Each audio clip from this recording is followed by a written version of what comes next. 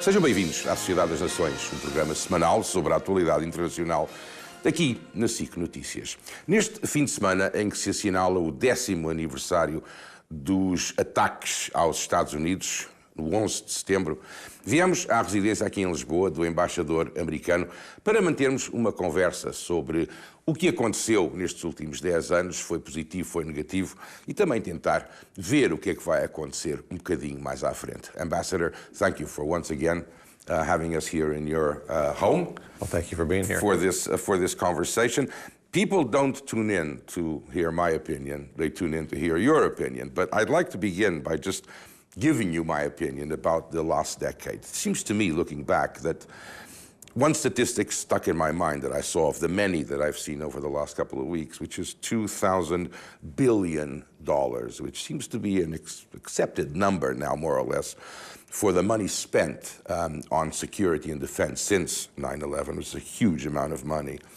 The second thing is that America's moral authority, moral standing in the world was shaken to its foundations by the revelations of, well, first of all, the existence of Guantanamo, rendition, prisoners being picked up off the streets and thrown into airplanes, flown around the world, tortured, sometimes tortured by other people on instructions of the American government, no due process of law, no courts, no defense. The very foundations of the United States were not applied in this case. And the third point, as we near the end of these 10 years, Pakistan is in chaos, a nuclear power, seriously, seriously affected by all of this. And Iran seems to be laughing at everybody. So I don't know if you'll agree with me or not, but it seems to me that 10 years after 9/11, one could conclude that it was a bit of a disaster. Well, I think that it depends on which lens you look at it through. Much of what you say occurred, but the reality is that if you look at it from a different perspective, I think you have to consider the following. The United States was attacked 10 years ago, and at the time of the attack of the United States, the strength of al-Qaeda was underestimated around the world. They had a safe haven country which they operated out of, Afghanistan, with impunity. There was, if you will, a lack of awareness throughout the world of the level of danger that existed. Because if the United States, which had never been attacked in its history, could be attacked with such impunity, what else did that hold in store for the rest of the world? And as a result of the attack and as a result of what that exposed, we made a number of decisions to move very quickly to take much more seriously a threat that had existed, but frankly was unknown to most people. Well, I think the question of Martin involves two points. One is 9/11 as an event. Another one is the management of 9/11, which are two different things. The aftermath. I mean, 9/11, no one can deny, was an attack. There are people that still doubt that it existed, but I mean, you'll have conspiracies people here. Who didn't know it was on the moon, you know. I mean, we could do like 1 million hours like about conspiracy theories on 9/11.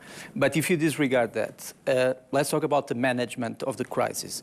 It was a first phase where everyone recognized that the United States was doing the right thing, which was the first weeks and the intervention in Afghanistan. Even Iran was your ally in that. The problem is after what you mentioned, the detention camps, et cetera, et cetera. So what do you think that things went wrong? Well, I think what you have to realize is that there was no roadmap.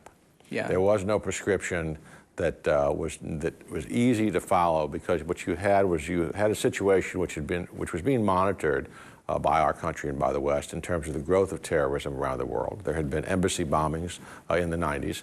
So it wasn't like everyone was unaware of the existence of al-Qaeda or the existence of terrorism as a weapon. But I think what happened is that when 9/11 occurred, when the attack on the United States occurred, everyone realized just how enormous the potential for disaster was.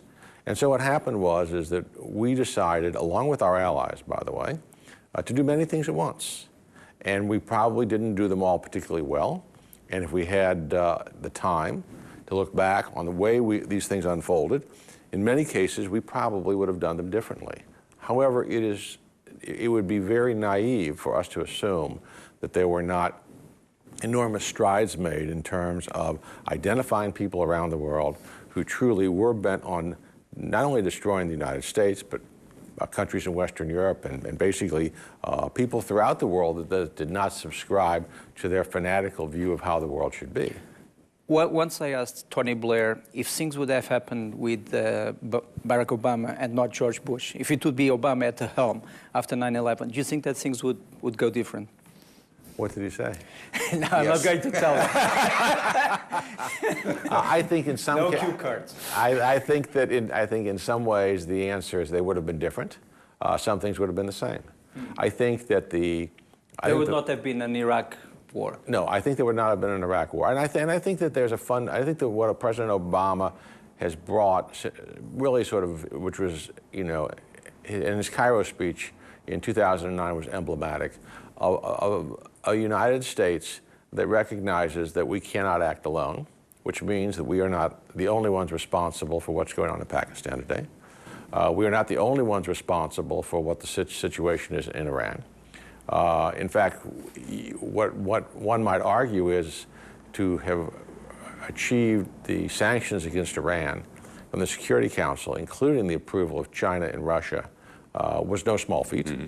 And in many ways was a great diplomatic victory in demonstrating how reaching out to work with others can have real results. And I think what happens there is that oftentimes this president doesn't get enough credit because everyone points to the things that haven't worked out exactly the way he would have liked them to. So I think that what happens is that there was, I think, a time when the United States pursued a policy for a short period of time that one might even call unilateralism.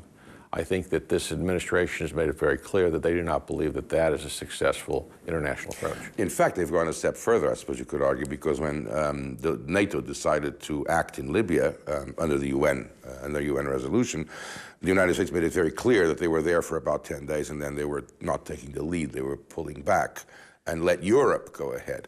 Now, that's the point I wanted to explore with you. There were divisions within the United States and the Western Alliance as far as Iraq, certainly as far as Iraq was concerned.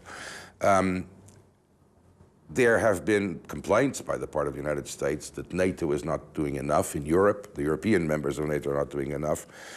Do you think this rift has healed? Is there a rift still? Is the Western Alliance coming back together again?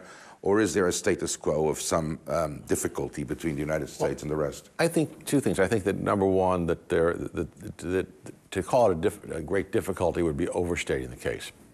I think there are differences of opinion which naturally happen over a period of 65 years with an alliance. The countries change, the responsibilities change, the threats change. And I think that NATO has gone through this rather elaborate reorientation as to what its strategic mission is. I think, frankly, Libya, in the Libya situation in many ways, was a great success. And I think that it demonstrated several things. It demonstrated that we, the United States, have learned that we do not always need to be in the lead. It does not need to be a United States-led effort in order for it to be successful. And in some ways, in some parts of the world, frankly, it's better if it's not a United States-led effort, and we understand that as well. And when you talk about the question, as you did earlier, on the United States moral authority, I think that what happens is this. The United States, essentially because of its nature, assumed a certain amount of moral responsibility for the world, rightly or wrongly. And so when we acted in a way that people didn't agree with, it generally was because, and if it turned out that we were incorrect, in most cases I think we were trying to do the wrong thing, but for the right reasons. If we see the world before 9/11, immediately before, there was not a big rift between the West and Islam. Islam was not going to be considered as the big problem, right. I mean, in international relations. In Bosnia-Herzegovina, NATO protected